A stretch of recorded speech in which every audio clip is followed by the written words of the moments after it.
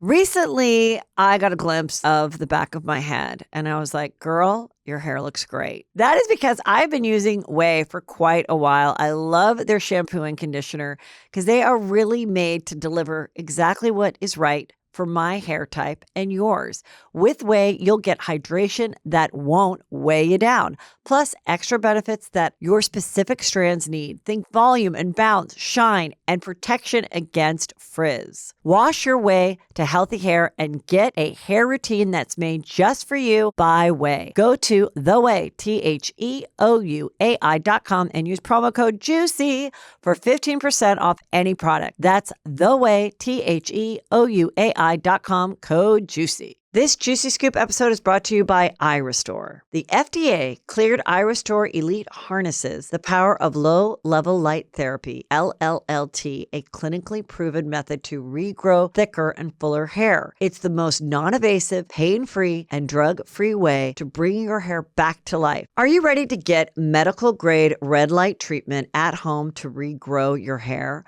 For a limited time only, our Juicy Scoop listeners get $625 off their order when you use code JUICYSCOOP at iRestoreLaser.com. That's your order at iRestoreLaser.com with promo code JUICYSCOOP. Hair loss is frustrating. You don't have to fight it alone thanks to iRestore. Heather McDonald has got the juicy scoop. When you're on the road, when you're on the go, Juicy Scoop is the show to know. She talks Hollywood tales, her real life Mr. Segment serial data, and serial sister. You'll be addicted and addicted fast to the #1 tabloid real life podcast. Listen in, listen up. Whoop, whoop. Heather McDonald, Juicy Scoop. Hello and welcome to Juicy Scoop. As always, I have a great show, lots of juicy topics, and a fabulous interview. First, of course, I'm getting ready to pack because I'm going to Minneapolis. I will be there this Friday night at the Fillmore Theater with the hilarious blue-eyed beauty, Chris Frangiola. Always so funny. There are some tickets still left. Bring the husband, the friend. It doesn't matter if they don't know who we are. They will laugh their asses off. It's a safe place to laugh. And for some edgy, fun comedy that's non-political. Also, Chicago. I will be there then. I'm so excited to be in Chicago. You guys know I love this city. It's one of my favorite places to perform. And I will be at the Vic Theater with, again, Chris on this Saturday, October 19th. And then a couple weeks off. And then I am back in Irvine Improv, which I love. 2 shows of stand-up on Friday and Saturday, November 8th and 9th, and then a totally different live Juicy Scoop on Sunday the 10th. Everything is at heathermcdonald.net. And of course, that's where you also sign up for my Patreon and enjoy it and never leave, and it changes your life. Okay. Sometimes there's gifts that I don't ask for that just come into my lap. Yesterday, it was Tuesday morning, and I didn't know what I was going to do with the day. I actually had a little time off. I was going to, cut some clips from the Spencer Pratt show, figure out how to, which great golden moments. There were so many to choose from. Do a little Pilates, get some stuff done. And then I wake up to the fact that on Real Housewives of OC, which if you're not watching it, that is okay, because you're going to enjoy this story like you always do. Tamra Barney Judge. Okay. Barney was her first married name. She goes by Tamra Judge. She's been on the show for like 17 years. She's having a tough season because she has just come out guns a-blazing, very cruel to Shannon Bedore. So right now, people don't like Tamra that watch the shows. As you know, we watch Housewives like someone would watch sports. So there's times where they really are excited about their team and they don't like what the quarterback is doing, or they don't like that they changed managers or owners or coaches or whatever. That's the way people get. So they're watching this show, which is very entertaining this season, and they are not liking how cruel and awful Tamra is being. And now the audience is quite sophisticated, and they understand that people have to come up with things and act crazy or whatnot to keep their job, to have something interesting, so that the people keep bringing them back, meaning the people, Annie Cohen, Bravo. Tamra is now saying that she has autism And that is why she can't be empathetic to other people, because we've seen her be so cruel and insensitive and awful, especially this season, to what Shanna's going through, seeing her ex-boyfriend be in love with another cast member and dealing with getting a DUI and all of that and being sued on top of it. So people didn't think she was a very good friend to her. So anyway, she has a show with Teddy, who used to be on Real Housewives of Beverly Hills, isn't anymore. And it was so poorly acted. It's a good thing that Teddy didn't pursue acting, but clearly they know they're going to talk about this thing. And Tamra says, so I had my first therapy appointment. And then Teddy goes, you did? Yeah. And I found out some things about myself that are pretty incredible. What, Tam? What did you find out? Well, it's pretty clear I'm on the autism spectrum. Something to that effect. And then Teddy goes, Tam, she goes, don't make me cry. Okay, so people that watch the show are like, okay, enough. But the people that really got upset were the ones who have a loved one in their life, either their own child or someone close to them, that does in fact have autism. And one of the things that really came clear is you don't know that you are on the spectrum at all unless you do many evaluations. It can take up to a year of really figuring it out. And what she said is, yeah, and it's based on my past trauma. It's also not based on past trauma. So, hey, maybe she, just like a lot of these housewives, go to a doctor and they get free Botox. Maybe she went to a therapist that in exchange for this diagnosis that could be true, maybe not, maybe she gets that for free too. I don't know. It was a big mistake. The Bravo fandom did not like this. They called BS. I called for prayers for Tamra and for Teddy's bad acting. I felt they both needed our prayers because this was just so ridiculous. So anyway, the audience knows the pattern of what she and other women, sometimes in her position, have to do to create a storyline. And so I thought, my gosh, if she continues with this story that she, in fact, is now realizing at 58 years old or whatever she is, that she has this, which doesn't go along with, being able to be on a reality show, have bright lights on you. A lot of people brought that up, that that this isn't really the traits of it, whatever. The point is, no one believed it. No one accepted it. No one really felt sorry for her. No one was praying for her like I asked them to. Anyway, she came forward and was like, I shouldn't have spoken so soon. I'll take it privately now. But I still believe she might have thought this was going to take me to the next season. I'm going to have a journey. I'm going to do some charity stuff. I'm going to make some sack lunches. I'm going to whatever. It didn't pan out the way she thought. So there you go. But it was a lot of chatter about that yesterday, and I thought it was pretty interesting. So I did a tweet and I did a little video. Okay. Also, Vicky, her co-star, said, this is disgusting and shame on her. She's looking for attention and sympathy. It's no different than Brooks. That was one of the famous storylines of Vicky had a boyfriend named Brooks who lied about having cancer. To this day, she says, I didn't know, I was tricked too. But we don't know. But all she wanted was for people to feel sorry for she and Brooks and bring her a casserole. That was Vicky. Well, now Vicky doesn't like Tamra anymore, so she's writing this. It's no different than Brooks saying he had cancer for sympathy and lying to me. She needs psychological help and needs to stop making a mockery of being on the spectrum or having autism. So Gretchen, a former castmate, has spoken. Everyone spoke. Like I said, she made a statement. She'll probably be quiet. There'll be a news story next week. But here's the thing.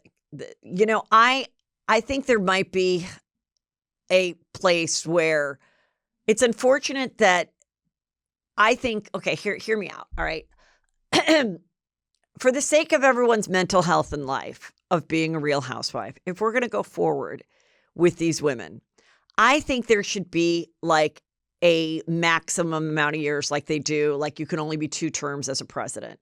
I think there should be a maximum amount for a housewife. Then they know I'm in year 6. I only have 2 years left, no matter what. I need to get my things in line. If I'm going to get divorced, I want to do it around year 4 or 5 so I can find somebody else, end on a second wedding. I don't know. Plan it out knowing that there's an end to it. The audience knows there's an end to it. They say goodbye. They have like a little farewell party. And we know no matter how juicy your life is, it's got to end on year 8. And then they can, go with their other business, make up with their children who hated them because they, were doing embarrassing things on camera. And there's time to save their situation for the future.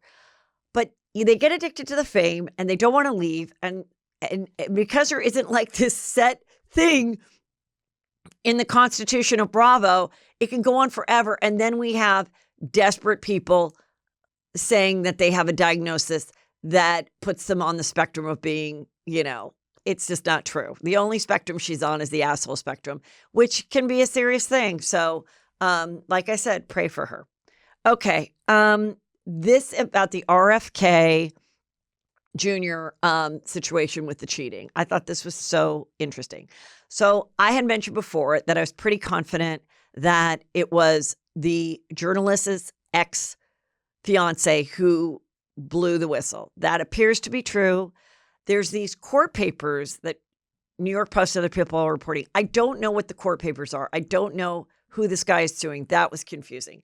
But what was interesting is her ex-fiance is 51. She's only 31, kind of a big age gap.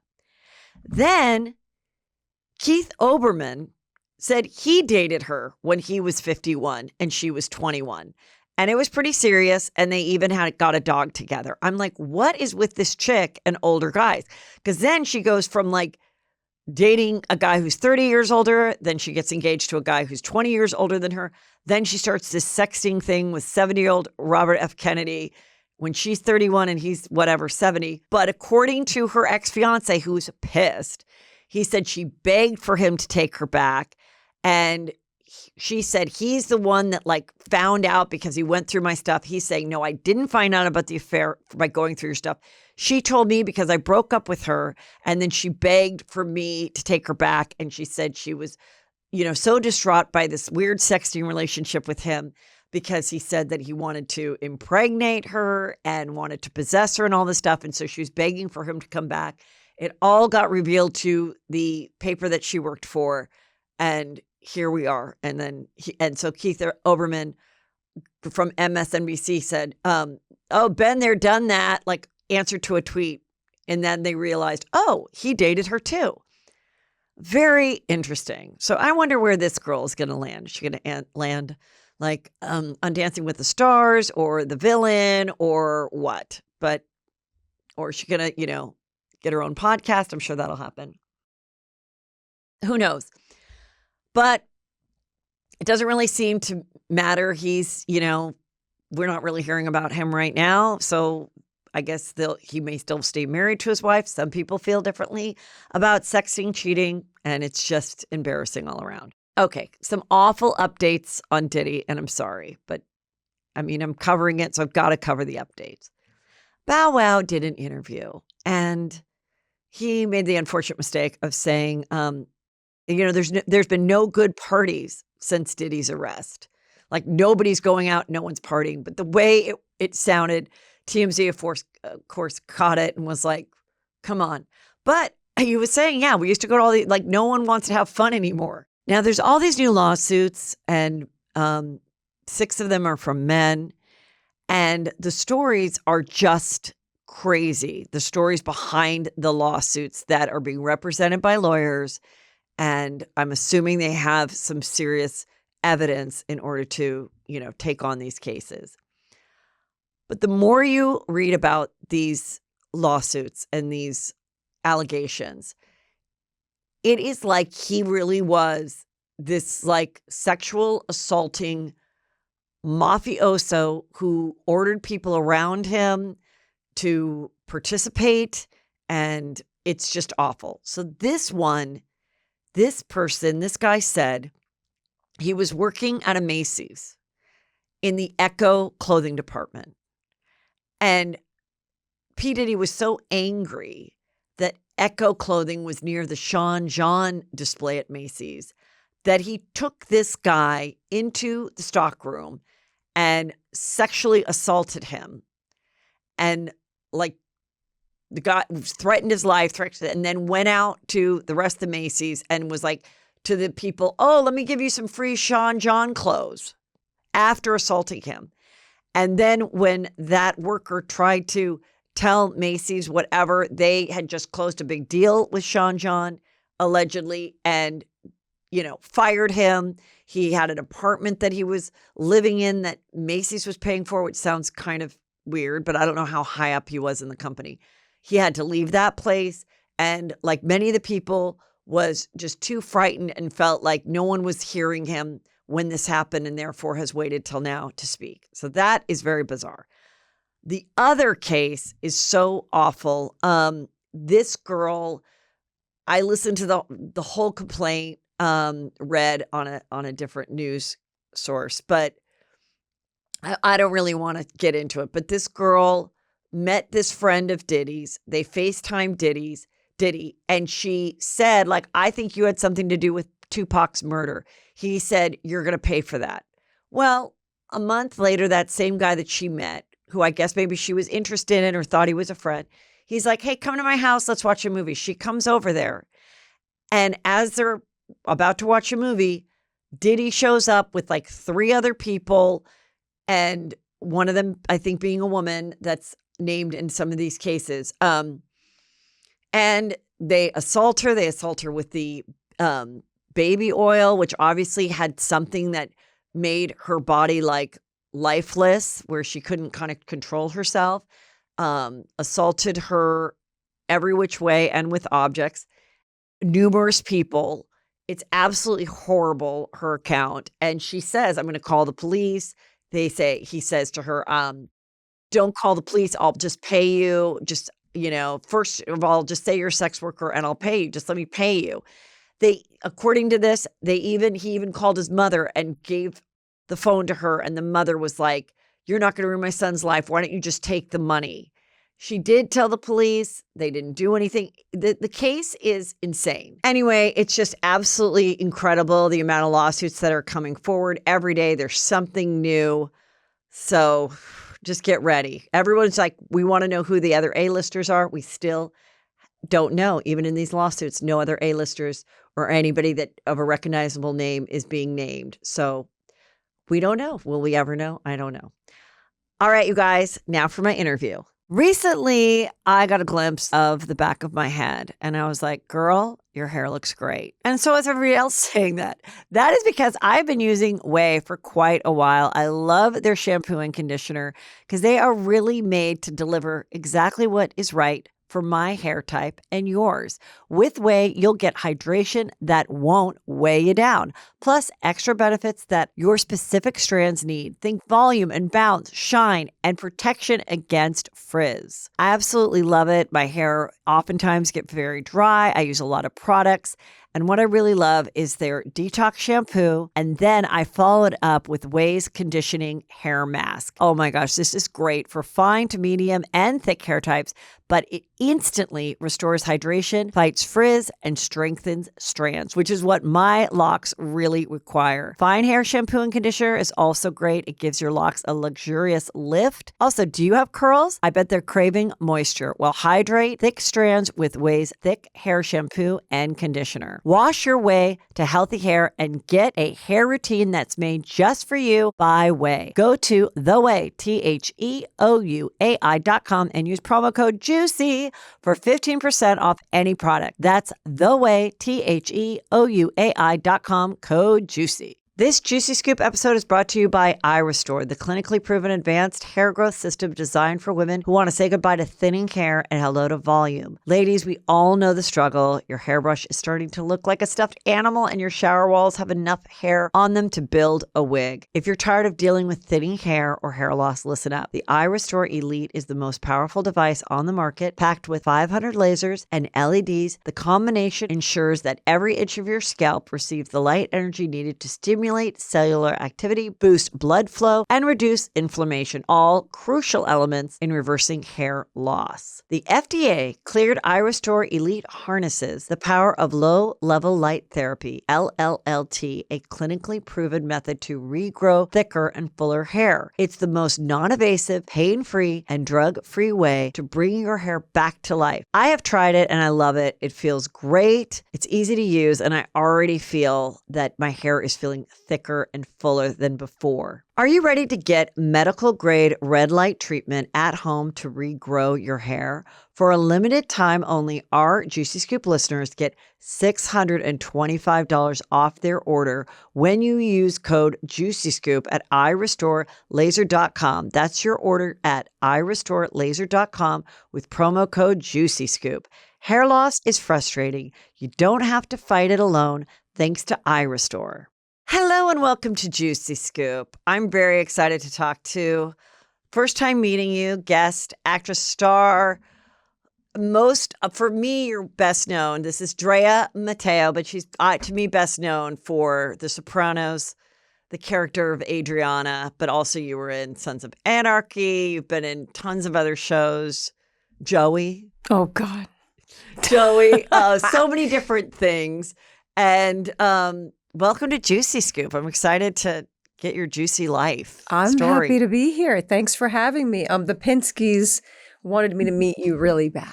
Oh, that's so well. Yeah, Pinskys. Dr. Drew Pinsky and Susan, I love them. Yeah. And okay, because I didn't know how this came about. I just didn't know if like you were just. No, they were trying to get me to go on a boat with you. Oh, they invited you on the Yeah, boat they that wanted we me to just come on went a boat. recently. Yeah. We went on the boat with them recently. Yes. They're like, you're going to love Heather. I want you to meet her. I want you to come and hang out with us. I was like, but I have to go on a boat again this week somewhere else. I don't like going on boats. You know what? Was it fun? It was really fun. And you know, my husband became a captain over COVID, and we like had a boat for like a year where we kind of like rented it. We always were like, we had like, it was like a lease for a year. So we'd have these days, and then we invited people, and like soon I realized, okay, out of my group of like, there's just these few people that are always down. And then there's other people that I realized I shouldn't be offended. Some people just don't want to be on a boat. They don't want to be trapped. They don't care how nice it is. Yeah. It's just not their vibe. And then other people like me, I will always say yes. So it's just like kind of an interesting thing. Are you a boat person or not? I'm a puker. You're what? I'm a puker. I'll puke. Oh, you're I'll puke on the boat. I don't want to. And then I feel like I'm ruining everybody's good time. Oh, my God. I love it, though. I love being in the water. I mean, I'll be in a kayak all day. Oh, okay. Or a rowboat. Then I have to work. But, Right. You know. Yeah. Okay. So I wanted to get a little bit about your background, because I know from doing a little research on you, you are in the process of writing like a memoir about your life. And your background is very interesting. Like your grandma, was it your grandmother? And you do have a Mafia background? Yeah. Mafia? I didn't know that much about it while I was doing The Sopranos, but yeah, see that, how my voice just starts to crack. So the gods are saying, shut up, don't talk about it. But yes, I always knew about my grandfather, Joe Babes. And what's his story?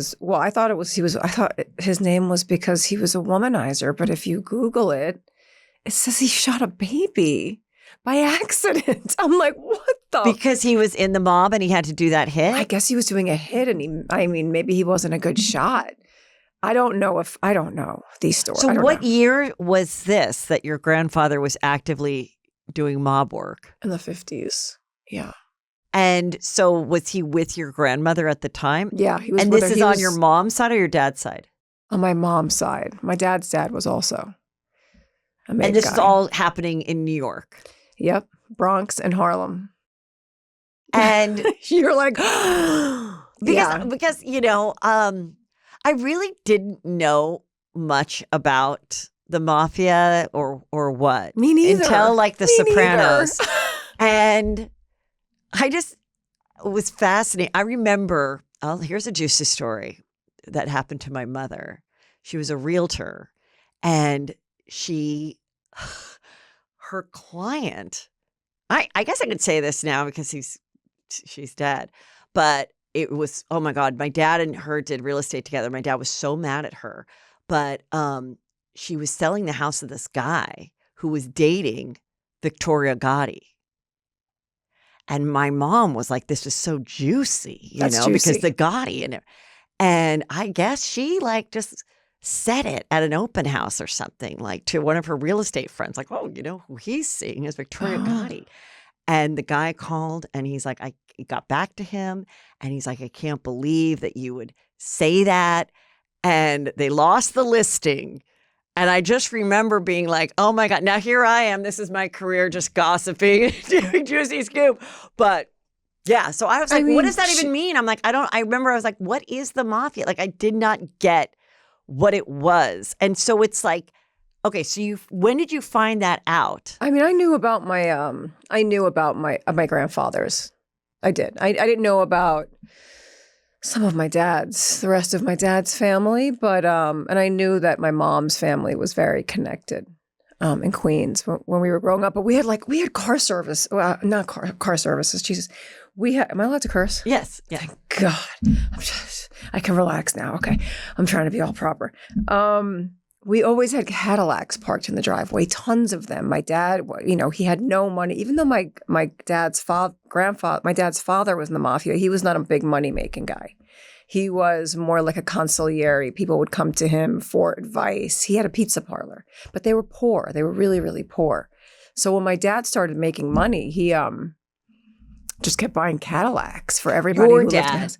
Yeah, so we had a fleet of Cadillacs. Okay, so wait, so your mom, whose dad was in the Mafia. Yes. She then finds her husband, who's your dad. Yes. And was he already in the Mafia, or His father was like this. They called him the Dunny. So were they part of the same Mafia family? No, my dad's from the Bronx. So was that a problem that they were that she came from this Mafia family and married into a different Mafia deal? No, but I think they thought my dad would become a made guy because he was, and I didn't know this when my dad was alive. What does a made guy mean? A made guy is you get your button. It means you're part of one of the 5 families, and all of the. And why are there only 5? Was the 6th family ever trying to break in? I feel like this is like frats. I don't know anything about it. I can only compare it to fraternity life. I mean, I'm not an expert. Different fraternities, and like they don't. And do the families ever get along? No, they're at war with each other. They're always at war. All 5 of them. They all offered my dad a button, except like a the position. Gambinos, because they said my dad was too wild. Whatever the fuck that means, because I didn't know this while he was alive. I only found this out years after he was dead. I didn't know. And like, what is it really? Like, I know they dress up and they go to church and they have baptisms and they go to funerals. They can be charming, and they go to funerals. They can be charming, but if you're going to join, you know that you might be murdered, or you might be asked to murder someone. Is that everybody in it, or can you be like, I just want to be the paperwork person, or I just want to be the person that sets up the dinner reservations at the Italian place and maybe finds a couple new people to shake down, but I don't want to be the killer. You have to agree that you'll do whatever, right? Yeah, I mean, the blood oath. They take a blood oath. It's the omerta means like you're never going to speak. I'm like, again, I'm not an expert, but it sounds like you kind of are. I played one on TV. I mean, you played one and you came from one. I think you're pretty. I didn't know anything about it when I was in my family. So when you're growing up at like 8, what did you think your family did for a living? Well, no, my dad was a furniture manufacturer, and my mom was a playwright. And that's the truth. So your dad had another income and another job. My dad was not in the Mafia. Your dad wasn't. They offered him to be in the Mafia. And he said no. My mother said, "You do this, and I'm fucking out of here. I already grew up with a father like this. I will not marry," because her dad was a cheater. He was a wife beater. He was all of these things. So she was like, "I'm not." She wouldn't even be a mom. My mother, and when we were born, she was like, "I am going to be a playwright." And I'm going to school, and I am not cooking, and I am not cleaning, and I'm not raising my children. I'm going to hire somebody when there's enough money. And that's how that went down. So what do you mean she's not going to raise her children? She just couldn't deal with being my grandmother. She didn't want to be my grandmother because my grandmother was so, I mean, the story's long and involved, which is why we're writing Yeah, a you book. definitely should. But it's It'd be like a movie too. and it's great. It's a great story, and it's all about all these really strong women that made mistakes. My mom made mistakes. That she was great, but she definitely made mistakes. I was raised by my nanny. and She made mistakes too. We all made mistakes. and so your mom's mom, is that the one that is it your mom's mom, your grandmother that also was part of the helping girls get abortions? No, that was my great Your grandmother. great grandmother. 1950s Harlem. Well, when she was young, when she was about 15, she cut her hair into a flapper's hairdo, and her parents were like, "You're fucking crazy. You're going to Bellevue. You need a lobotomy. You're a whore. You're a putain. You got to go. That's it." Because you weren't supposed to do that. Cut your hair short. Yes. Like that was so That was- rebellious. yeah, like Yes. the times we're living in now. Yeah, So, yeah. oh my God. But they said either you go to Bellevue and get mental help or you get married. And they married her off at 15 years old. She had my grandmother by the time she was 16, or she was 15, I think, actually, when she had my grandmother. And she was at the museum one day. She comes home from being out all day with my grandmother, baby grandmother, and the baby. She's a mother and she's a baby with my baby grandmother. And the husband punches her out or slaps her for being out and not having her dinner ready. This other 15-year-old husband, you know what I mean? And she stabs him. And she's like, she didn't kill him, but she stabbed him. And she said, "You will give me a divorce, otherwise I'll go outside and tell everybody in this neighborhood, all the Italian men, that your wife stabbed you. So everyone's going to know you're a pussy then." So he divorced her, and then she took her baby, and she went to her mother's house, and her mother was fucking the neighbor. And she was like, so she just starts blackmailing everyone. And the mother was still married to her dad. Yes, she's Oh my- fucking the neighbor. She goes, "Okay, you are going to watch this child that you guys made me have, and I am going to Bellevue, but I'm not going to get a lobotomy. I'm going to become a midwife." And that was that. So my grandmother was raised by her mother. My great-grandmother went off and became a midwife. And then she came back and started delivering babies, and that was her life. And then eventually she started giving abortions because there were a lot of young girls that were taking care of it themselves. They didn't know. Nobody really knew what. So it was, that's how that started. And then my grandfather, the Mafia guy, he was coming up, and they brought heroin here to America. From where? Where did heroin come from originally? I guess he was, back in those days, it must have been, was it Escobar or who were the big dealers? I can't remember. I'm probably going to get this wrong, so I'll just stop on that. Yeah. But he started supplying the morphine for my grandmother's abortions for the clinic in her brownstone on Pleasant Avenue in New York City. And that's how he met my grandmother. The whole story is crazy. So then my grandmother has my mother.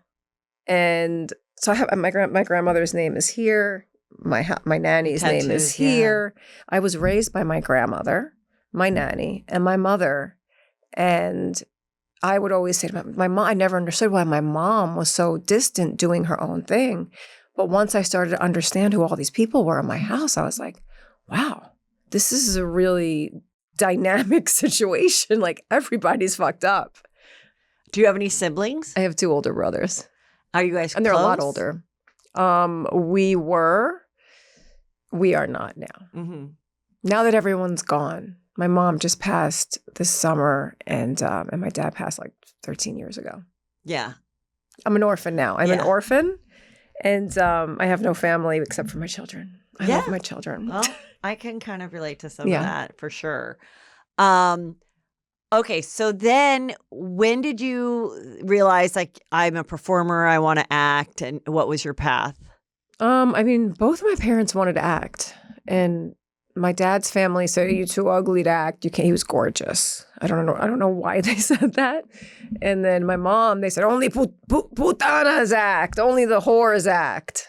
So You know what's again with the whores, and now look who the whore is right here. I'm the fucking whore all around. That's really interesting too, because this is probably why Dr. Drew was like, we should meet. There are a lot of similarities, you know. Oh, yeah? Yeah, definitely not. We should hold hands. Yes, We're definitely not. not. We should hold hands. I did a whole thing about, you know, being estranged from adult siblings, like and how people give that a lot of pressure. Oh, but this is your sibling and you should be. Yeah. And I kind of did this thing of like giving people permission. You don't have to, you know, do what's right for you and break the cycle. So like I understand that, even though people are like, blood is thicker than water. It's like, I love them. Yeah, I do. It just doesn't work. Sometimes it just but I also doesn't feel like work. they don't have a real interest either. I do have interest in being close to everybody. But I feel like they really don't. And I'm not going to work hard for something. And they've also just been sort of, you know, I don't know. And then the fact that both of your parents kind of wanted to be performers too, like my dad, when he said when he was coming back, he was in World War II, but when he was coming back on the boat from Japan to San Diego, he said they only had like one movie that they kept playing over and over on the boat to get back, and so he'd memorized all the lines and they would just act it out. But then, you know, went and used the GI Bill, got into football, became a businessman after, you know, played football in college, got a businessman, whatever. But always had like a really great, could do impressions and be funny. And then my mom got a scholarship to Catholic University to act. And her dad was like, you're not going to be an actress. If you're going to go to college, do journalism, and because you can write too.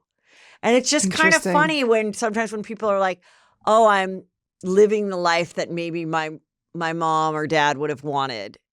I think there's a lot of us out there like kind of like that when you look back at it, you know, because obviously, you know, there's Nepo babies, but then there's people that just like if someone, you know, has an engineering brain, their kid might have an engineering brain. If your parents were creative and storytellers and actors, even if they didn't pursue it, sometimes, you know, then you come out that way too, you know? Yeah, I think my parents forget about even the fact that I became an actor. I don't think my dad wanted me to act because he thought it was too heartbreaking. And he would say to me every day, please, baby, pick something else that you can do. Like this should be the last resort of if you can't do anything else, then this can be the thing that you do. Try to do something else. Because he saw my mom being in the industry for years, just being a playwright. But my mom never really pursued it in the way that she should have. I mean, she was with William Morris for years, but she never even published a play, which I thought was weird because her plays she was kind of a big deal underground in the theater world. But she never really took it all the way. So now I'm going to publish all of her plays for her. Yeah. And tell her story with this book. But absolutely. Because it's her story. It's more her story. I mean, it's my story, but it's her. She starts it off with that crazy before. But I think what they were more obsessed with was The Sopranos. I think they couldn't believe that I never really pursued acting, by the way. I was in film school. I was the anti-theater. I hated growing up in the theater because of my mom. I hated watching people play house. I was like, motherfuckers, I'm supposed to play house. I am the little kid. Why are you people acting like I am the mom and I am the dad? And I wanted to play house. So I hated sitting there watching these adults rehearse all day, even though it was Uta Hagen and Herbert Berghoff and all these people. I was like, I don't care who they are. I'm a baby. So I went to film school. I went to NYU film school to get away from the whole theater thing. And it was like and you go right out of high school there. Yeah, I went straight into NYU, and I fucked up because I was a fuck up. And how'd you fuck up? Well, first of all, I worked through school, which I probably shouldn't have done because I didn't need to. We had money, and my parents were taking care of me. But I think loved the life of bartending until 5 o'clock in the morning and coming home with $2,000 in cash. You know, and like half baked. And that was my dorm room experience. It wasn't like other kids. I felt like a working man. Okay. You know? Yeah. And I fucked up. I just took that more seriously than my actual education. And I wasn't making my movies on time. And then I fell into the wrong stuff, being in the clubs every night. Okay. Yeah. So you didn't finish? I got kicked out. Okay. I got let go of the school. Then I came and I begged back in, and they let me stay in as long as I kept a 4.0. Uh-huh. So I managed to do that for Wow. For a minute. Uh-huh. And that's when I started taking the acting classes. I was like, how am I going to maintain this 4? Oh, I better do something really fucking easy. And I Oh. started taking acting for directors. And I secretly was like, I think I might want to do this. And all my friends are like, yeah, why are you in the film department? You should just be acting. And I was like, no, because I felt like it was so indulgent to act and to want, even to say I want to act. People would ask me even what I It's did like for a living. conceited to say I want to act. Yeah. I was always super shy. Yes. Like I'm only not shy in the last 3 years of my life. Okay, cool. I swear to God. I was so crazy shy. So I was like, I felt very conceited. Like, oh, you think you're an actress? No, I'm a bartender. This Juicy Scoop episode is brought to you by No CD. When people joke about being a little OCD, I wish they knew what it's really like to live with. OCD can shake you to your core with disturbing, violent, and taboo unwanted thoughts that make you question your character. These thoughts could be about anything, but they'll often just focus on the things that you care most about, like your relationships, values, and identity. Then OCD locks you into a cycle of doing certain physical or even mental actions to try to get rid of the fear and discomfort from those thoughts, even though it never worked in the long run. And worst of all, OCD can make you feel like a monster, even though that isn't true. But that's what makes OCD so debilitating. The thoughts can feel so real that seeking help can seem like a huge risk. It can feel like there's nothing you can do, but it doesn't have to stay that way because OCD is highly treatable with the right kind of care. And that's why I want to tell you about No CD. With No CD, you can do virtual therapy with a licensed therapist who specializes in OCD, so they understand what you're going through and know how to help. No CD therapists are trained in exposure and response prevention, or ERP. It's a type of therapy that was specifically designed for OCD, and it's considered the gold standard treatment. No CD also accepts many major insurance plans and offers always-on support between sessions, so you're never alone. To learn more about therapy with No CD, go to nocd.com and schedule a free 15-minute call with their team. That's nocd.com to learn more and book a free 15-minute call. Curious about Ozempic or Wegovy? I know you are. But sometimes you can't get your hands on it. That's where RHONJ comes in. Through RHONJ, you can access prescription compounded GLP-1s with the same weight loss ingredient as brand name GLP-1s at a fraction of the cost. RHONJ has compounded GLP-1s in stock now. You can get it in 1 to 4 days if you qualify. RHONJ members have support throughout the process. So if you're eligible for medication, patients have access to their provider on demand for any questions. If prescribed, your medication ships directly to you in 1 to 4 days. What I really love is that this is a challenge to get this medication, and now it doesn't have to be with RHONJ. It's so easy. I love that you have someone that you can talk to about it once you're on it. And this is just a perfect way to get to your fitness goals. Go to ro.co/juicyscoop. Memberships start at just $99 for your first month. Medication costs are separate.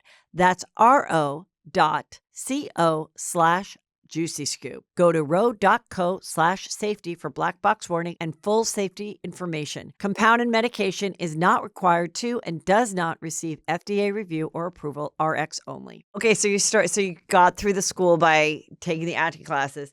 And then how did you start booking stuff, like real booking stuff and getting money? No, I had a friend who's a writer in the business, and she just introduced me to managers here and there. She would always put me in her little films that she'd be making and stuff with her husband. But she introduced me to a manager. The manager had me on for a minute, sending me out to things. But I wasn't really an actor. But she told me that I had a terrible voice, so that I would never be able to act because my voice was so fucked up. And I'm like, because I used to be a heavy smoker. And she asked me to go take voice classes. So I said, okay, it's normal because people take voice classes in acting. It's like a normal thing to do. And she's like, no. Not voice, Dre, like opera classes, like singing. I said, opera classes? You got to be fucking kidding me. She goes, yes, I think that you should take opera singing classes so that you can really break through your voice and all of this raspiness. And I thought, you're fucking crazy. I was like, so if I don't do this, are we still good? And she was like, no, we're not. So she let me go. And then, it's so fucking crazy. But then like 2 weeks later, I booked The Sopranos. So how did you get the audition for The Sopranos? Your manager just put you up for the role? No, an agent. I had a small agent. Actually, it's the same agency I ended up going back to now, even though I'm not acting anymore. But I was like, fine, you guys want to represent me? Take it. Take all this nothing of acting all of the me saying absolutely not. But yeah, they got me some small audition for one line in a TV show. Had I been auditioning for that show as a series regular, I never would have gotten it. It would have gone to someone of the moment. Because was it already out? Because I can't remember. When did you come on? Were you in the first season? Yeah. I was so it was not even out yet. So you had no idea of what this would become. No, but I will say this. The minute I got my hands on that script and I read it, I called my mother immediately and I go, holy shit. I know that I have no interest in television shows, but you have to read this, Mom. It is the most beautifully written show I've ever seen in my life. And she read it and she was like, yeah, wow, this is beyond. I was like, it's so great. It'll never get made. And I had one line. It was the hostess in the restaurant. And then they ended up making Adriana a hostess when they brought me in for the series. But that part would have gone to like Marissa Tomei or Mira Sorvino, all the girls that were used to playing that type of role. If they knew that it was a series regular. Oh, yeah. Someone at that level wouldn't have done the one line hostess. They wouldn't have done a TV show. That's where the line comes, there are no small parts, only small actors. Yes, it's true. But I loved it so much. So when they called and they said, look, David thinks that you're not really Italian-like, but you are Italian, so he likes you.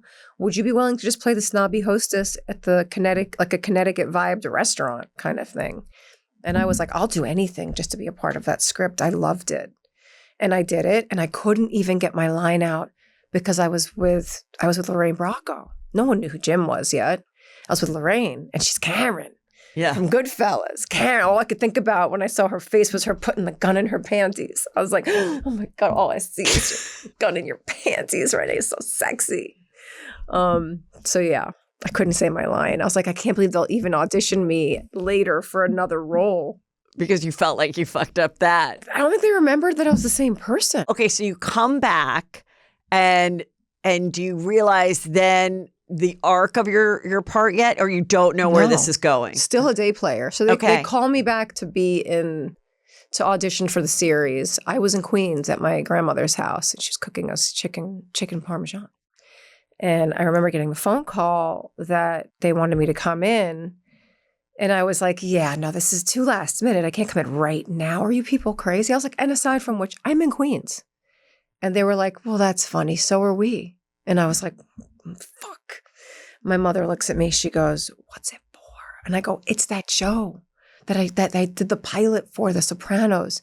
She goes, we're going. She goes, Ma, make her a chicken cutlet parmesan hero, wrap it up, make one for Al. She goes in the safe. She gets my nameplate and diamonds from my confirmation, which is Andrea. So Adriana. Yeah. And I put it on and she goes, what are your lines? And I said, it's just Al. She goes, you are going to say ow in like 15 syllables, just like Silvana, the neighbor, my best friend next door. And that was it. I said ow. What were you saying ow to? I don't even fucking know. Maybe Christopher was grabbing my arm. I'm like, ow! Or some shit. Yeah. Yeah. It was okay, so then you become his girlfriend, Christopher's girlfriend. Just a day player. Still the day $500 checks, sitting on a toilet in the honey wagon on sets. The honey wagon is all bathrooms. It's like 15 bathrooms in a row, and every toilet has a cushion on it so you have somewhere to sit. Oh. That's a dressing room. Oh, got it. Before they give you like a double banger or a star trailer. Got it. Yeah. Double banger. And okay, so then when you then realize, okay, now, because how many seasons were you the girlfriend where we knew you to be his girlfriend? The whole time. So the whole show. So you, because we're sorry for those of you that haven't watched it, cover your ears. So many new fans, by the way. The character, okay, the spoiler. So your character does die. And I said spoiler. I know.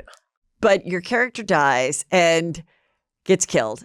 And I just remember that scene And I loved Sunday nights, HBO Sunday nights, and watching it. And Me too. it was so good. So it went on for 7 seasons, right? I think it did. It was yeah, they it was like the fake 7 because they didn't want to pay a full 7. So they said 6.5. Yeah, there was a weird thing back then where like deals were made with cable where it was 7 seasons guarantee. And if you're going to go past that, they make it whatever. It was a big thing. But so just I want to talk about this for a minute. As an actress, I want to ask you this. So when did you find out that this was your character's fate? How do you find out? Did they sit you down or they just gave you the script and you read it like everybody else? They actually, for all the men on the show, because it's only been men that have had those big moments. Yeah. They bring him into David Chase's office and he tells them, and then they all go out for a big dinner. Before their character gets knocked off. Yeah. Oh my God, that's me. so funny. It was different. How did they do it? I approached him, episode 5. I think it was episode 5. I'm where I have the neck brace in that scene after the accident. Maybe we were faking a hospital in a house somewhere for a set. I can't quite remember. But anyhow, David was on set and I thought, oh, he's here. Let me just ask him. I said, things don't seem so great for my character right now. Like all I'm doing is talking to the FBI. I'm shitting my pants nonstop because I have IBS. I'm like, and I want to direct this film in the hiatus because I wanted to get back to directing. It was one of my mother's students' movies that she wrote. And I could tell he didn't like that. Everyone always said, "Don't ever ask David don't ever mention that you want to do anything else." Oh, yeah, aside I can from see that. what we're doing. And I was like, "Yeah, but it's not acting. Yeah. I don't want to act. I wanted to go direct and do what he does." And it's just a Sometimes short they don't time. like that either, though. I found out, but I think that he had plans anyway. So he sat me down and on a curb. We sat on the street on a curb and I had my neck brace on and I know that the scene I had to do. So your neck brace was for the character. Yes. Okay. Because I had just been in the accident with Jim, with Tony Soprano. And I don't really remember a lot of the scenes, but he sat me down and he said, so we're going to do it like this. We're shooting it 2 ways. You're going to die and you're going to live. And no one's going to know what happens until it airs. Because of the confidentiality breach on set and because of all the gossip and because of how, it was the first show where if something got leaked, it was monumental. Yes. It was a really big deal. And the audience didn't want the leaks. Even though some people were like, I want to know what's going to happen. People really didn't want to know, especially that, because people loved her so much. And and she was innocent. So it was even more. Oh, yeah. It was worse because she was innocent. It wasn't just like one of these guys that murdered so many people, So that was all I knew. And then I started getting offers to do other shows and a lot of things. And I'm like, how does anyone know? Like no one is supposed to know anything here. Uh-huh. And I took a job once I knew. And then that got out into the world. And then I had to go do damage control because he was furious with me because HBO he thought by you taking a job got people talking, oh, she must be dying soon because she's talking to the feds on the show. It did. And I wish I could find, I had to go on a talk show to mitigate it. And I don't know whose show I picked to do to just say, no, I'm not dying on the show. Uh-huh. But that happened. But that's how I found out. So I never had a dinner. But that would have been awkward because I'm not one of the guys on the show. I was a young girl. So I never had the dinner. But I remember they brought balloons and champagne. And it felt like every day was my last day, though, because then there were reshoots. So they were having a goodbye this day and then a goodbye the next day. And I was like, I'm fucking out of here already, guys. And people always ask me about the death scene. And I'm like, I was already gone by then in my head. I know. Because I think what's so compelling when you watch it, like I can see it in my head. And what I thought about was, so again, spoiler. Okay, so you were with one of the other guys. He says he's taking you to the hospital or something to see somebody? Yeah, Christopher. He's saying that Oh. Christopher tried to commit suicide. But this is a little piece of trivia for people that are diehard Soprano fans. There was a scene written in the episode where where Christopher goes to Tony Soprano and tells him that I was a rat. They go in the basement of Tony Soprano's house in the laundry room where there's no wires or microphones, whatever. And he confesses to him. So then Tony Soprano calls Adriana and says, yo, he just committed suicide, because Tony's like, I'll take care of it. So you know when Christopher tells Tony and Tony says, I'll take care of it, and Tony calls Adriana, that means she's dead. So the drive to the forest is meaningless at that point. But I didn't like that scene was in there because I thought that it should be a buildup. So I begged some of the writers, and I think even a few of the actors stood with me on it, to have that scene eliminated from the show.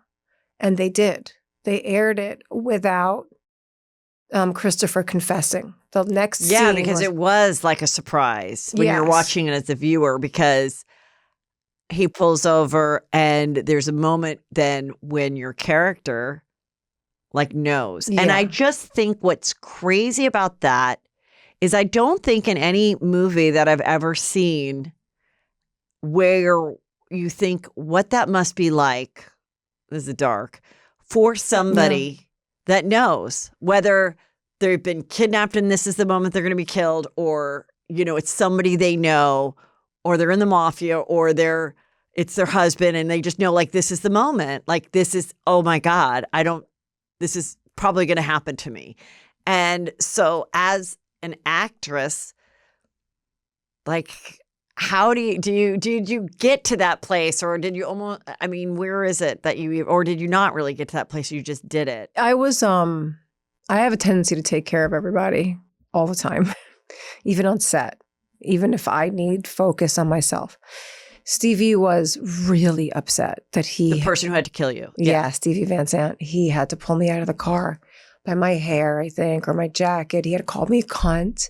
He didn't want to do any of these things. And I'm like, motherfucker, I got a dinner to be at. Like, we got things to do. You're fine. You can have fun with it. Call me a cunt. Pull me out of that fucking car by my hair. Let's do this thing. It was a very quick scene to shoot because they don't show my face. Yeah. That was a request of David's, did not want to see me get killed. I don't know if people thought it was an intentional cliffhanger.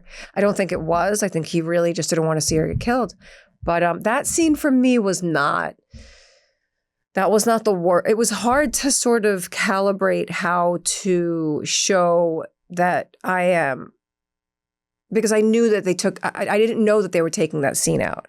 So because I didn't know that scene was coming out, I was already upset in the car.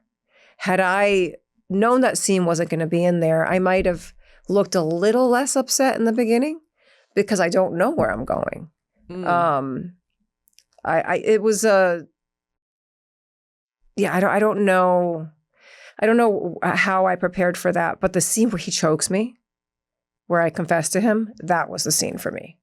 That scene crushed me. Every scene crushed me. Yeah. That whole fucking season crushed me because at that time. Oh, that was when Christopher chokes you, your fiance. I took it all so like, I was a young actor and it was my first big job. So there were no shortcuts for me. Yeah. Everything had to be real. Like there was no faking of anything happening. And then when did you know, like, when was your first like life-changing kind of moment, like where you're like, oh, I'm famous, like I'm walking and people are like calling out your name and you realize what a big hit this is? The show was big. Yeah.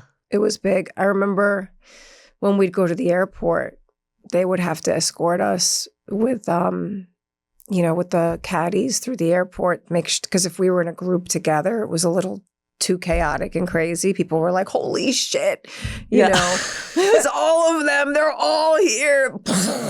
Yeah. But I think for me, the real moment was when my name was in the crossword puzzle. And look, the New York Times crossword for my parents, because it was a big deal, because I did the puzzle every day. But at the same time, they'd be excited, and I'd be like, guys, can I tell you something though? Just remind you, the reason why I'm in it is because it's not an easy answer. Okay. It's not because, oh my God, she's famous. It's because the people might not know who it is. So did your parents, did they stay married throughout your life? Yeah. Oh, that's so nice. Yeah, they were together. They fucking almost killed each other when I was young, but that passed. My dad still thought he was maybe going to be in the Mafia when we were young. So he was still acting like one of those guys from time to time. Oh. So she was like, what the fuck? Oh like, you can't be like my father. And they adored each other. So they absolutely, and they were the funniest motherfuckers on the planet. So that's why they love The Sopranos, because David Chase's writing is just like my mom's writing. My mom's an incredible writer. I'm not just saying it because she's my mom. Obviously, I know good writing because I knew The Sopranos was fantastic early on. But watching her teach writing actually is how I learned how to act. Didn't really take any heavy acting classes, but hearing her break a script down for her students and hearing her talk about how everything has to stay active, how you have to have an objective, like all of the way she did that made it very easy to understand how to become an actor. And one of the things when I was like researching stuff, there was questions, like as I asked one question, then another one came up and it was, did Adriana and Tony Soprano ever have sex? Oh, you mean like did they? Yeah. Because they never show it, but there's I guess there's elements that kind of made the audience wonder if there was ever a moment. Yeah, I don't think so. Yeah. I think Adriana, everything, she led with her heart. Yeah. Nonstop. And I think that, she probably maybe could have, I was down. I was down with the whole scenario if that's what Adriana wanted to do. Yeah. He was so sexy. Oh my God. He was so sexy. Oh my God. I remember that other scene where he had he was having the affair with the girl at the Mercedes dealership or whatever. And then she called the house to tell Annabella. Carmela. It's Yeah. Annabella Sheila. And the way when then he came in there and threw her on the bed and was like, don't you ever call my fucking what? I remember where I was when I saw that scene. It was just so good. So sexy. Well, okay. So you do all that. You've done, and then you go on Sons of Anarchy. And now you keep saying, I'm done with acting. I'm hearing you in these other interviews. I'm done with acting. And I get why you think it's over for you and you're happy for it to be over. And I kind of think people don't realize when someone does move on from it and do other things, they're like, how can that be? Because it seems like everybody that has a desire is like, how could you ever turn down something? So if the right thing came along, are you really going to be done?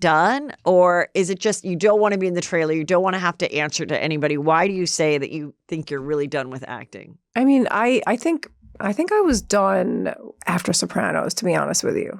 I felt like I got there. I did it. I did what resonated for me without even knowing that it did. I thought, if anything, I didn't want to play an Italian. I didn't want to be stereotyped. I didn't want to be on television. I wanted to be a film star. When you're a kid, if you're going to do this, you want to not be. They wanted to change my name. They didn't want me to be Italian because I'd be stereotyped. It was a whole big thing back in those days. And look at what happened now in this whole mess of Hollywood. Yeah. But back then it was a real big thing for Italians. So, and the accent, and that people just assumed you were stupid if you were Italian, kind of, in a way, which is so crazy because there's so many Italian actors out there. But so I never really felt like it was what I wanted to do anymore. I wanted to be with my ex at the time. I was happy to just follow him around. I realized I was more like Adriana than I knew. I would lead with love all the time and my heart and where my heart wanted to be. And it wasn't in a fucking makeup trailer. And yeah, sure, it was great to get a top spot reservation in a restaurant. These were cool things that came with the celebrity part of it. But the rest of it, I never really cared about it. And I took care of my nanny for many years, the lady that raised me.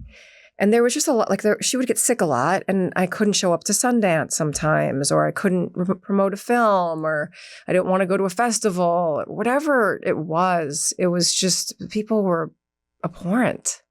I didn't like the way people functioned in the industry and how callous they were, and how it just didn't matter. Humanity didn't matter even back then. And look at it now. Mm-hmm. Really look at the way I mean, for me, I had to stop over the mandates. I mean, and it wasn't like people say, oh, you were canceled. I'm like, no, I wasn't really canceled. I pulled myself out because I knew I'm a crazy fucking hippie and I just wasn't ready to do anything. And then when they were like, you must do this or you'll never work again. And I was like, wait a minute, now I really need to understand what all of this means. And once I started, listen, they should have just given me a script and said, show up and act instead of giving me this other script, which was go research this instead.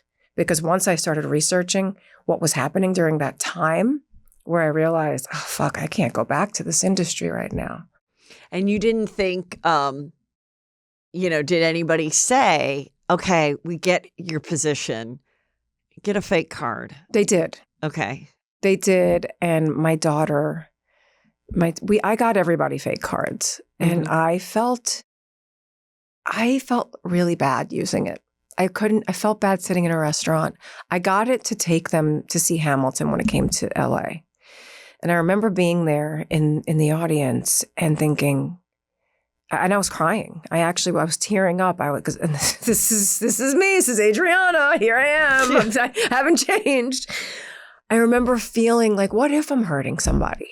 Like, what if? Like, what if I don't have the answers? And what if I shouldn't be here with all of these people? And I thought, I was just so like consumed with confusion at that time of, anyhow, I was starting to lose money. Like I only go job to job. I never was a career actor, no interest in it. Like I said, I wanted to be with my family. Then I became a single mom. So God, try to. And how are you with the father of your kids? Good. It took a long time. It took a long time. And how old are your kids now? Lead with your heart. Lead with your heart. Not with this thing, 16 and 13. But my daughter was like, please don't use the card for work.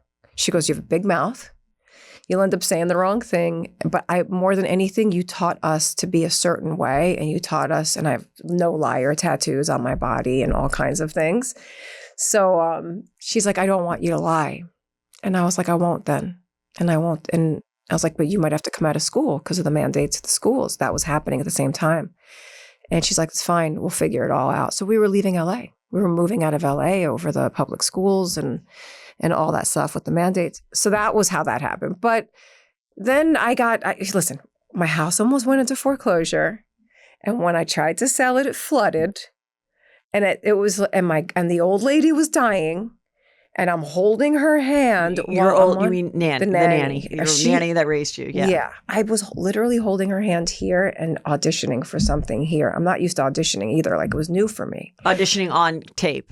Auditioning at all. Oh, okay. Like I just take jobs that, I took the jobs that would pay me to stay raising my kids for years without having to work in between. I would run out of money though. I wasn't trying to save money. I was just trying to live, Right.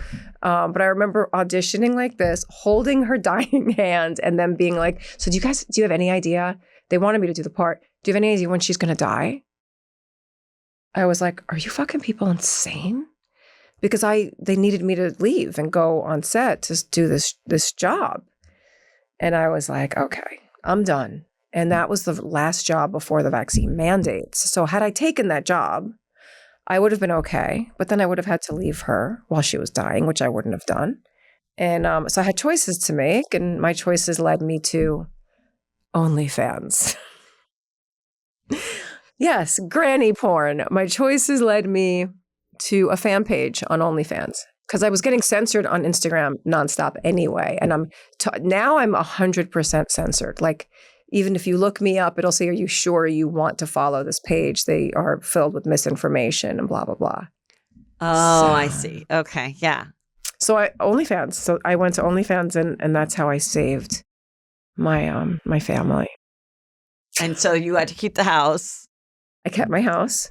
And now we're going to try to sell it because we want to. And now where do you want to go from there? So you're still in LA? We're still here, yeah. Okay. Yeah. I mean, I would love to go back to New York, but it's the apocalypse. Yeah.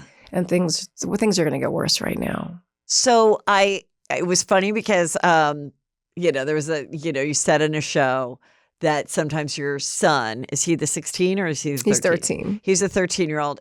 Sometimes like edits a video, a photo for you on OnlyFans.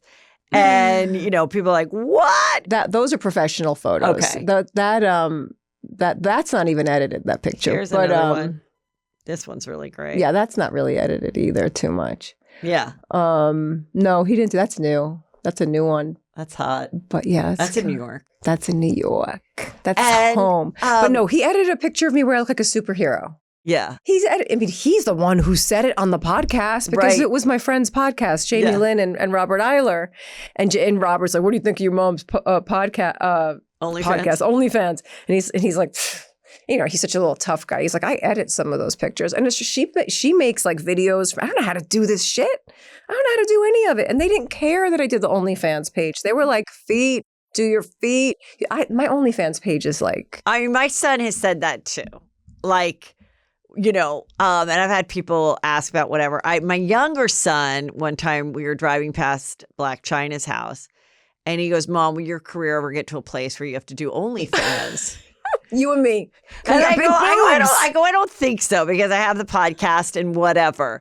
But also, it's just another thing I don't have time to do. But I totally get it. And I think it was so smart because you always were sexy. And then you do have this fan base that you can, you know, play into the character of the mob wife and all that kind of stuff. And those guys will love it and ask you questions. So it's more than just, you know, being sexy. And I think it was really smart. I've been saying for years, I don't know why Britney Spears doesn't do OnlyFans. Well, now I wonder why none of them do, because the photos they put on Instagram are so sexy. You won't see pictures like that of me from before my OnlyFans page. Yeah. There might be one where I did an ad for period panties, which is hardly sexy. But it's the only time you see me in my underwear, and maybe I put a bikini shot on the 4th of July. But other than that, like, I don't know how to be this girl who's like taking fucking selfies of myself and like standing in a mirror and like, who does that shit? Well, apparently I do it now, but back in the day, I never did it. But I took a shot. I think it's so funny because my son's helped me with this business too. And I'm like, and we were doing a show in Vegas and I wanted to show a video, like, you know, I stand up a little bit of this, but I do stand up. And I wanted to, and my son was helping me. He's a senior at ASU. And the night before I went with my friends, we went to Thunder Down Under. So, of course, I was pulled up on stage and everything. And I wanted to show the video on stage the next day. So as I'm like filming like the theater before we start, there's my son and he's like talking to the guy, like being like, yeah, this is the video. And I'm like, oh my God, I made him edit the video of this guy like shoving my face in his crotch and my legs going like this and everything. And it was so corny. Like, even though I didn't know what was happening, obviously this guy is like not getting hard for me. Like, who cares? But the fact that I'm like, okay, yeah. And then he's like, okay, I think this part's boring. But then this part where he spreads your legs, like we'll you know, speed it up and everything. And I'm like, yeah, like, you know, it's whatever your business is, but if they get that it's funny, I'm not having them edit a porno, like, you know, whatever. So I thought I totally saw your point they were in having saying your kids. Child Protective Services after me. Who was some all listeners? The comments, the kids read the comments. I go, guys, you know mommy doesn't read comments on anything ever. Half of my relationships ended because all the men in my life will read comments. I'm like, don't read the comments fucking and say, comments. Why would it end? Because they didn't like to be mentioned in the comments, or they didn't like to be famous? What? Just the, you know, insults, like just continuous fucking negative bullshit that people spew all day. It's like, get out from behind your computer and live a life. Yeah. Man. Go love somebody or something. And so wait, or love do you yourself. think that the boyfriends, how would it turn them off? That people were saying mean things to you. I don't see how that. I think that they might say mean things about them from time to time. That's what I think it is. Yeah, and I mean, it's they don't care about them saying mean shit about me. When I talk about like Real Housewives and stuff, I'm like, the reason so many Real Housewives and their marriages end is because they think it's all great. Oh, I think Cameron should have been following me around my whole life, and the husband has a few bucks, and life's come real easy to him, and then all of a sudden, they're on TV. It's And the terrible. next day, the guy's like, I'm famous. And everyone's like, you don't have a chin. And the guy's probably like, what? I'm Oh, worth no. millions of dollars. And now, oh, you're right. I don't have a chin. it's And then awful. they're like, you were mean to her when you served her coffee. And then they start fighting. And that's what happens. Maybe and so I on should a do lower that. level, to be on Real Housewives. Yeah, so I can get Robbie in trouble all day, my grumpy boyfriend. What if someone did ask you to do Real Housewives of Beverly Hills? Oh, I think the only way I could do it is if it's like the housewives of like the Hollywood Hills or Laurel Canyon, like the hippie housewives. It'd have to be like the fucking filthy hippie housewives. No, but what's fun is they like different people. But look, I have to tell you, there was a crazy story that happened in the Real Housewife world. Who's that? She's This- hot. That's Dina Manzo. And she was an original Real Housewife of New Jersey. She's gorgeous. She is gorgeous. Well, let me tell you her Is she story. a bitch? No, she's the You nicest. love her? You love her? I love her. I met her. She's been on the show. Oh wait, he's going to prison. No, this is what happened. So okay, this is a crazy story. Before the cameras came, she is one of 10. She also has a sister named Caroline Manzo. She has 10 sisters that look like that? No, there's boys and girls in their family. So- There's 10 of those? She's fucking hot. okay, she's like, I think, one of the younger ones. Her older sister is Caroline, okay? Okay. Caroline marries this guy named Albie or Shore. Albert Albie Shore. Manzo. No, Albert Manzo. Her Okay. older sister marries Albert.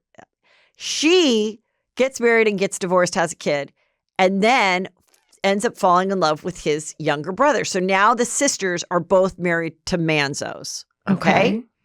And that marriage didn't go well for Dina and the Manzo brother. And they end up getting divorced. And she ends up dating somebody else. And then that guy gets attacked in a parking lot with like a crowbar or whatever, brutally attacked. And then the guy, and then this guy suddenly gets a free wedding at the place that the Manzos run. And they found out that the Manzo ex-husband gave somebody in one of those families a free wedding because that guy went and attacked her new man. So that was his pay. He was a Yes. contractor. And so they were able to prove that he was the one, even though he didn't do it, that he ordered that attack. And now he got 7 years.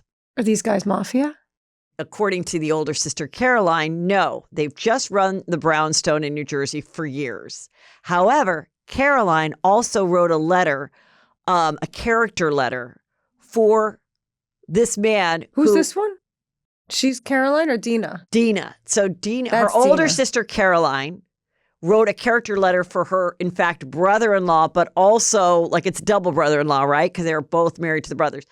And so that was like, really? For a guy that attacked my husband?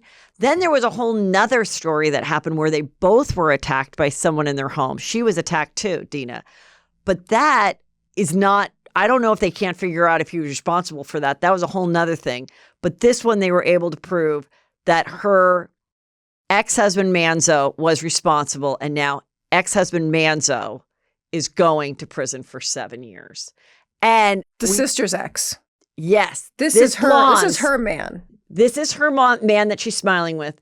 That guy over there That's is her the- ex. that's the brother. ex ordered the hit or beat up, not He's murder. wearing a pinstripe suit.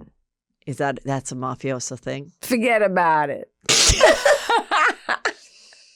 But the thing that made it so juicy was the sister thing. And that's why Real Housewives of New Jersey, when it began, was such a big deal. And I think it was either Sopranos was still on or it was right after the Sopranos. Oh, they love And it. the fact that there was real family involved, sisters and stuff, and then that this really happened. There's the Manzo grandfather, okay, the dad of these two guys, he was found in someone's trunk. Oh, come on. These guys are fucking mafia. I'm not saying it. Yeah, I'm just I telling you the mean, story. who's the guy Don't who come runs after it? me, Manzos. Who's the show? Whose show is it? Who's the guy? Who's the guy who owns all the TV shows? Murdoch? No, the guy who owns the freaking Bravo. Andy Cohen? That guy. Well, He's Andy- got to know. I don't think. Some I think mafia. it's pretty obvious that there's something happening here, but And then Just I'm like, ask the expert. But I'm like, but then also, why would you? This is what always crazes me because there's a lot of criminals on Real Housewives shows. Didn't the other one go? The Guadis? Teresa Giudice. She did prison for a year. I'm sorry. How does she pronounce her name? I say Giudice, but then they say Gudici. There's two ways. There's two ways to say it. So we're all fucking this up, left and right. Gudici. And so she did Guido. Teresa Guido. Her husband did 4 years, and she went. What did he do? That guy? No, she did a year, then he did 4 years. I only know who they are because she looks like my neighbor. He did like mortgage fraud and stuff like that. I feel like that had they not been on TV, like the sanitation department. No, it really wasn't that big of a crime. I think there was more behind Italians it. are involved is just a big crime, anyways. It's just make, And so then she, was part of it because she signed the thing. So she had to do a year. Then he did 4 years. She was in prison for a year. Yeah. Then he got deported. Wait, so she was in jail. She had to do jail for 1 year. How did that work out? Did she have a show after that? She made all these friends. She did yoga. Really? She wrote a book. And then when she got out, she got married to this other guy. No. Yeah. So she actually was in jail for a year. They didn't abuse her. It's called camp. It is? That's what they would refer to it. Really? When I went away, that's a mafia thing, I guess. Oh. When she went away, they don't want to say jail, prison. They let her cut and then her they garlic real say thin. camp. They call it camp. She got to cook in her cell and she cut her garlic real thin. I think it was kind of like a camp thing. I think they had like the bunk beds and stuff. I don't know. Oh. And then she just like worked out and there's a photo of her with all the other girls. They like Did loved she have her. Cornrows? Yeah, she let the hair go curly and like she did the things like that. I think then she came out and they held the show for her. They knew that and then the famous scene, they film it. She comes home at 5 a.m. Oh, so she was still on the show when this happened. They just basically didn't film for a year. They waited for her. Really? Yeah. And then when she comes back, he's like, how you doing? Like that's why they're divorced.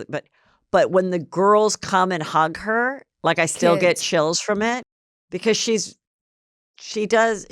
a very dedicated mother to her daughter. I think I might have seen a clip of that. That was a while ago. I don't watch the show, but I remember that because I remember her face because she was so Italian. Yeah. And so like it's just, and now these other shows, there's criminals in every single franchise now. Well, there's criminals all over the motherfucking planet right now. Yeah, but I'm like, it's always shocking that someone is so arrogant and so narcissistic that they think they can go on they can go on TV while they're doing a completely shady thing and think that they're going to get away with it. I mean, it's a huge target on your back when you're on TV. I always imagined with Teresa Giudice and her husband, I'm like, was the DA just like getting in bed and his wife was watching something and he was like, let me go check out these people. Like, where did it she still doesn't know how they were targeted, but we'll never know. She used to blame her cast members. She used to blame this one of the other girls. She used to blame other people saying, you put the target on our back. And it made it all so juicy, but juicy. That's where we're at. Okay, getting back to you and then I'll let you go. Okay, so now you have your OnlyFans. You also have your clothing company, which is pretty edgy, fun stuff. Mm-hmm. Yeah. And you have the jewelry line. So tell us about those. Edgy. Yeah. Are you wearing some of it? I am. I have a big gun hanging around my neck right now. Don't get scared. Don't clutch your pearls. Just clutch your guns. We're living in dangerous times. I think that's very cool looking, and I think a lot of people will love it. Yeah. Well, now, I mean, what does that retail for? These are gold plated. They're heavy. It's a big thing. I've been wearing it all summer before we launched it to make sure it didn't do weird shit because a lot of jewelry does weird shit. Okay. And this is perfect. Like not one. It's still as gold as gold can be. It's really, really well done.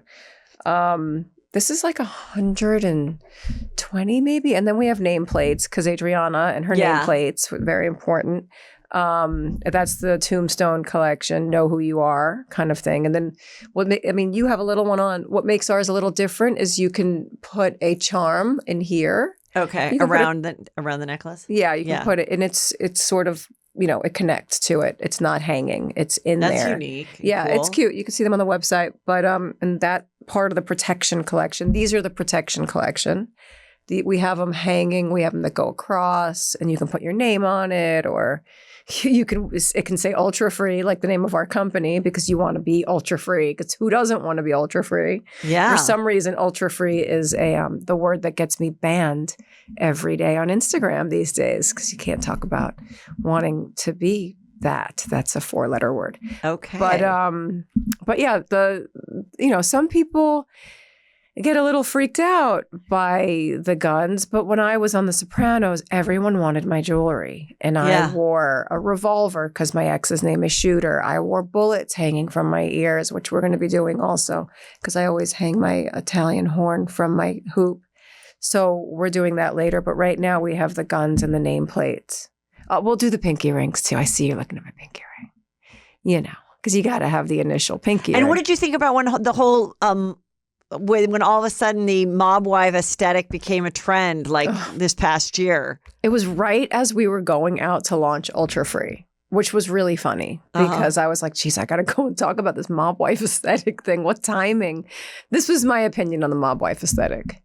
Why would anybody be hyped up on looking like a woman who gets cheated on, beat up, and walks around with 2 black eyes, and you need makeup now, like the mob wife aesthetic? Everyone's doing makeup tutorials. I'm like, make sure you have your black eye on before you start doing your tutorial. I was like, let's change the name of this to Gangster Goddess. Come on, guys. Yeah. But I think there's what I always loved about it is that, even though they're murderers and awful people, there was always like a passion and the gifts. Like, it's the same reason why people love Pretty Woman. It's like, but he took her shopping. Like, I don't know. There's something about that that's like, we know it's wrong. We know these women aren't being treated right. But then there's this other part of women that love to be catered to, taken care of, given a box at dinner of jewelry. And that's a fantasy too. Of so course. It's a fantasy. I go both ways when it comes to that. Hold the door open. I like being a chick. Like I don't need, but I also am like half a dude in my own way. But the mob wife aesthetic, I think that the only show that ever showed strong women in that world was The Sopranos. All the other chicks in that world were never really strong in the other films. Right. Sopranos, those women were ruling. I mean, look at the mom. Yeah. I mean, she was in control of the whole fucking operation there for a while because she ran his emotions. Yeah, that was so juicy. It was so great. Yeah. Well, tell everybody where they can find your stuff. At ultrafree.co. And if you dare to look me up on Instagram, you have to put my whole entire name into your Drea feed. de Matteo, 2 T's. Yeah. And then also there's the link there for the Ultra Free, the clothing and the products and stuff, which I think you'll really like. Yeah, Ultra Free with 2 A's. I can talk to you forever, so we'll have to have you come back. And I liked explaining Housewives to you and getting your opinion. I would love it. I want to watch it with you right here. We could do like a watching We should party. do a watch thing. I will love it. Oh my God, the original episodes. The old stuff is the best. That's the best. I only want to watch Italian stuff. Thank you.